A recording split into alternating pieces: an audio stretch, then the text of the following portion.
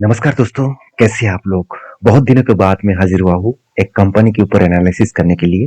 उसका नाम है टीसीएस। मुझे बहुत सारे कमेंट्स आया था कि सर आप बहुत दिनों तक किसी भी कंपनी के ऊपर एनालिसिस नहीं किया, तो आपका एनालिसिस बहुत अच्छा लगता है। तो प्लीज़ एक बार किसी भी कंपनी के ऊपर एनालिसिस करके दिखाइएगा। तो आज मैं जिस कंपनी के बारे में चर्चा करूंगा उसका नाम है टीसीएस। देखिए, मैं यहाँ पे कोई रिकमेंडेशन वीडियो कभी भी बनाता नहीं हूँ।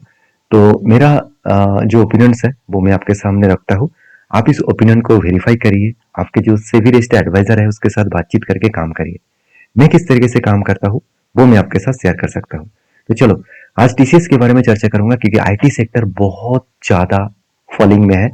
क्योंकि आज मार्केट टॉप में है, मतलब निफ्टी आज टॉप में है। उसके बाद भी आईटी सेक्टर बहुत ज़्यादा प्रेशराइज में है। इसके पीछे रीज़न यही है क्योंकि ट्रम्प ने 50% टैरिफ लगा दिया इंडियन प्रोडक्ट के ऊपर। तो जब भी 50% टैरिफ का मतलब होता है, मान के चलिए 100 रुपया के कोई प्रोडक्ट अमेरिका में बेचने जाते हैं तो उसके ऊपर 50 रुपया टैक्स देना पड़ेगा। किसको टैक्स देना पड़ेगा? वहां पे जितने सारे कंज्यूमर होंगे तो उस कंज्यूमर को 50 रुपया ज्यादा देना पड़ेगा, मतलब उसको 150 रुपया देना होगा। और एक कारण के वजह से, इसी कारण के वजह से आज आईटी सेक्टर के ऊपर सबसे ज्यादा प्रेशराइज है। क्योंकि आईटी सेक्टर सबसे ज्यादा सर्विसेज अमेरिका में देता है, यूएस में देता है। तो क्या ये सारे चीज सॉल्व नहीं होगा? देखिए, इस तरीके से सिचुएशन पहले भी हुआ था, बहुत बार हुआ था। मैं आपको बार बार बोलता हूँ कि इस तरीके से सिचुएशन को, मतलब शॉर्ट टर्म ऑफ पीरियड में तो ठीक है, वो आपको एक पैनिक सिचुएशन देगा। As a long of time में, एज ए 1 2 3 साल के लिए आपको उस तरीके से पैनिक नहीं देगा। तो मुझे यहाँ पे अपॉर्चुनिटी मिला, जो मैं अपॉर्चुनिटी आपके साथ शेयर करूंगा। सबसे पहले देखिए, मैं काम करता क्या हूँ। मैं सबसे पहले किसी भी कंपनी के ऊपर काम करने से पहले मैं एक बार चार्ट देख लेता हूँ। चार्ट में अगर अपॉर्चुनिटी मिले तो मैं उसके बाद कंपनी का फाइनेंशियल फंडामेंटल्स देखता हूँ। तो मुझे यहाँ पे अपॉर्चुनिटी कहाँ पे मिला? देखिए, ऊपर वाला जो ब्लू लाइन दिख रहा है, ये ब्लू लाइन एक्चुअली 52 एक हाई का लाइन है, और नीचे वाला जो लाइन है वो 52 एक लो का लाइन है। तो 52 एक हाई लो लाइन कैसे ऐड किया जाता है जरूर मैं आपको बताऊंगा। तो आप सबसे पहले ये चीज देखेंगे, तो जब भी 52 लो को टच करता है तब मैं काम करता हूँ। मगर यहाँ पे मैंने थोड़ा सा इंतजार किया, और कुछ यहाँ पे देखिए मैंने मार्किंग किया, इस लेवल पे मैंने काम किया। मतलब अराउंड 3000 के आसपास मैंने काम किया। क्यों किया उसके पीछे रीजन मैं अभी आपको समझाऊंगा। उससे पहले आप इस कंपनी का फंडामेंटल चेक कर लीजिएगा। देखिए, फंडामेंटल्स में एक बार चेक करके आपको दिखाता हूँ। सबसे पहले मैं टीसीएस का मुझे बेस्ट पॉइंट लगा कंपनी का वैल्यूएशन। देखिए, इंडस्ट्रीज वाइज पी रेशियो है 25, कंपनी का पी रेशियो है 22। तो इंडस्ट्रीज वाइज तो कम है। उसके साथ साथ खुद का जो पी रेशियो है, अगर वो भी लास्ट 5 ईयर्स में देखेंगे तो करेंटली जो पी रेशियो चल रहा है वो 22 के आसपास चल रहा है। अगर कंपनी का खुद का एवरेज कितना है? 31। इसका मतलब खुद के जो पी रेशियो है वो थोड़ा सा मतलब एवरेज पी रेशियो ज्यादा है, खुद की पी रेशियो बहुत कम है। उसी तरीके से अगर मैं कंपनी का PB ratio, price to book value देखूं, तो वो भी लास्ट 5 ईयर्स में 13.5 के आसपास दिख रहा है। अगर कंपनी के पी रेशियो दिख रहा है 10.8 के आसपास। इसका मतलब वैल्यूएशन अभी भी सस्ता होता हुआ देखने को मिले। उसी हिसाब से देखा है तो कंपनी का क्वार्टरली रिजल्ट तो खराब होना चाहिए क्योंकि टैरिफ लगा दिया। ऐसे बिल्कुल नहीं हुआ। कंटिन्यूसली कंपनी सेल्स को बढ़ाते चले गए।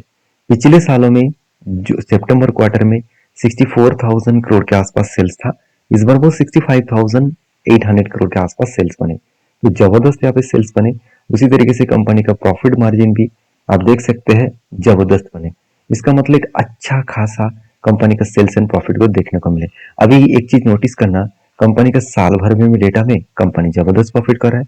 इसका देखिए, सेल्स ग्रोथ थोड़ा सा वीक हुआ है, प्रॉफिट ग्रोथ भी थोड़ा सा वीक हुआ है। शायद इसीलिए बहुत लोगों को हेजिटेशन हो रहा है, क्या टीसीएस फिर से खड़ा हो पाएंगे? देखिए, टीसीएस जायंट कंपनी है इंडिया के। अगर आईटी सेक्टर के हिसाब से देखो, चलो एक बार मैं आपको दिखा भी देता हूँ।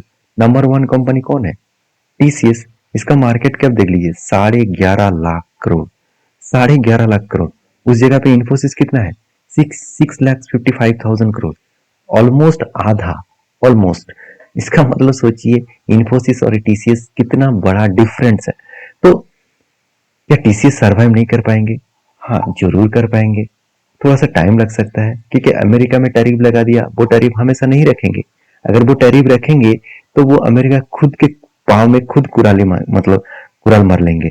तो इसका मतलब समझिए कि अमेरिका चाहते हैं कि इंडिया के ऊपर उसका मतलब जो दबदबा है वो बरकरार रखे, मगर वो तो ज्यादा दिन रहेंगे नहीं, क्योंकि अमेरिका जो सॉफ्टवेयर यूज करते हैं, जो सर्विसेज यूज करते हैं, वो तो खुद के जो देश का जो कंपनी से उसके पास से लेगा नहीं है। क्योंकि मान के चलिए कोई भी एक सर्विसेज उस खुद के देश में लोग उसको 100 रुपया में दे रहा है, वो ही सर्विसेज इंडिया के जो आईटी सेक्टर है वो मतलब 50 से 60 रुपया में दे देगा। तो वो तो यही चाहेंगे ना कि मुझे सस्ते में मिले। तो इसीलिए इस तरीके से कंपनी हमेशा आपको फायदा देता है।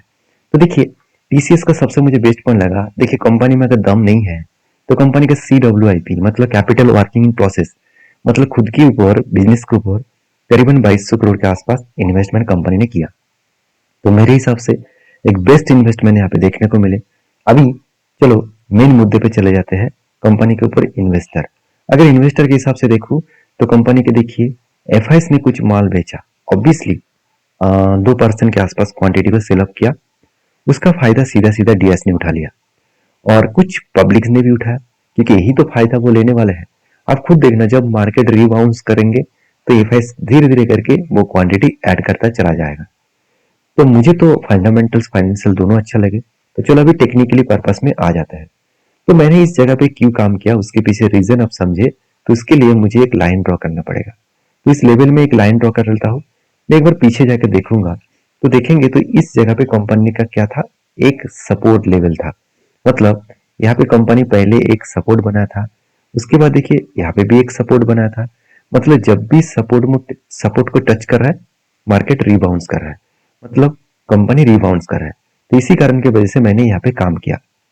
और सबसे बड़ी बात क्या आप जानते हैं, आप देखेंगे तो जब भी इस तरीके से सिचुएशन में लो लेवल में आते हैं, मैं हमेशा करता क्या हूँ, उस लो लेवल से मैं टॉप इसका जो पहले पीक लेवल था उस लेवल तक मैं इसको अचीव करने के लिए वेट करता हूँ। तो जब मैंने यहाँ पे एंट्री लिया था तो अचीवमेंट के हिसाब से मैंने टॉप लेवल तक वेट किया। तो कितना टाइम लगा, 571 डेज में 34% का जर्नी दिखा।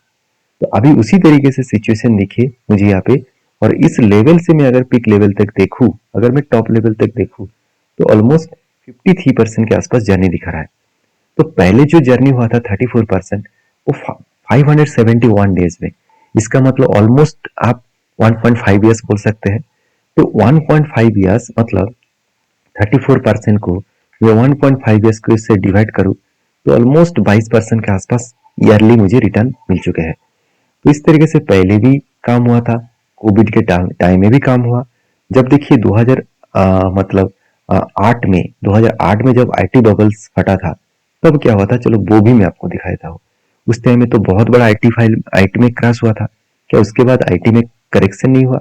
आप खुद ही देख लीजिए, यहाँ पे देख सकते हैं 2008 में जब क्रैश हुआ तब टाइम ऑफ पीरियड से अगर मैं इस लेवल को भी पकड़ लूँ, इस लेवल को भी पकड़ लूँ, तो यहाँ से लेकर अगर टॉप लेवल तक देखूँ, टॉप मतलब इस पीक लेवल तक, तो पीक लेवल तक अगर देखूँ तो ओवरऑल यहाँ पे भी देखिए कितना 89% मिला था 677 डेज में। तो एक बार मैं कैलकुलेट करके देख लेता हूँ, 677 डिवाइड बाई 2, ऑलमोस्ट सॉरी माफी चाहता हूँ, 677 डिवाइड बाई 365, एक साल में 365 डे होता है, तो ऑलमोस्ट 2 साल पकड़ लेता हूँ।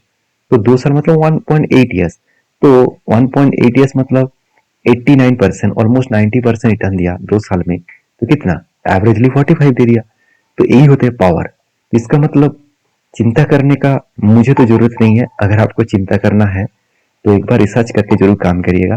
देखिए मैं कोई आपको रिकमेंडेशन करने के लिए नहीं आया हूँ, मैं आपको ये समझाने का कोशिश कर रहा हूँ। तो आपको किसी भी कंपनी के ऊपर काम करना है तो आपको एक बार हिस्ट्री चेक कर लेना जरूर चाहिए। 2015-16 में भी क्रैश हुआ था, उस टाइम ऑफ पीरियड में भी आप देखेंगे तो यहाँ पे भी देखिए कितना 687 डेज, ऑलमोस्ट 2 साल में, 2 साल में कितना 33% का रिटर्न मिला, दो नहीं ऑलमोस्ट 1.7 to 8 मंथ्स के आसपास। इस तरीके से हर जगह पे आपको दिखेगा। 2010 में भी हुआ था, सॉरी 2020 में कोविड के टाइम में भी हुआ था। कोविड में तो बड़ा क्रैश हुआ था और उसको रिकवरी में कितने दिनों में लगा, जस्ट 114 दिनों में 50%। तो सारे पॉइंट्स मैंने आपके सामने रखा, आपके क्या ओपिनियन जरूर कमेंट्स करना। और हाँ, जो मैंने 52 हाई और 52 लो का स्ट्रेटेजी जो मैंने यूज किया, तो वो कौन सा स्ट्रेटेजी है वो अगर आप जानना चाहते हैं तो मुझे कमेंट्स में स्ट्रेटेजी लिखिए और कमेंट्स में आप मुझे ये बताइए कि आपको नेक्स्ट कौन सा कंपनी के ऊपर वीडियो देखना है, तो उसके ऊपर मैं जरूर वीडियो लेकर आऊँगा। फिर से सीरीज स्टार्ट कर रहा हूँ। और हाँ, मैं इसीलिए इसको बंद किया था। मैंने बंद नहीं किया था, यूट्यूब ने मेरे वीडियोस के ऊपर रिस्ट्रिक्शन लगा दिया था, स्टाइल लगा दिया था। मुझे पता नहीं है, मैं कोई किसी को तो रिकमेंडेशन करता नहीं हूँ, मैं जस्ट एनालिसिस करता हूँ। लोग दूसरों को रिकमेंडेशन करते हैं, लाइव कॉल देते हैं, उसके रिस्ट्रिक्शन नहीं आता, तो मुझे रिस्ट्रिक्शन मिला था, इसलिए मेरे चैनल बंद भी हो गया था और मैंने काम कर नहीं पाया। तो क्षमा चाहता हूँ, इतने दिनों के बाद फिर से मैं स्टार्ट किया हूँ और मैं कोशिश करूंगा हफ्ते में आपको 2-3 वीडियो इस तरीके से शेयर करना। तो मेरे साथ जुड़े रहिए, दोस्तों के साथ भी शेयर करिए अगर इस तरीके से एनालिसिस पाना चाहते हैं। और भी बहुत सारे स्ट्रेटेजीज हैं जो मैं आपके साथ शेयर करना चाहूंगा। तो मिलते हैं नेक्स्ट वीडियो में, तब तक के लिए धन्यवाद।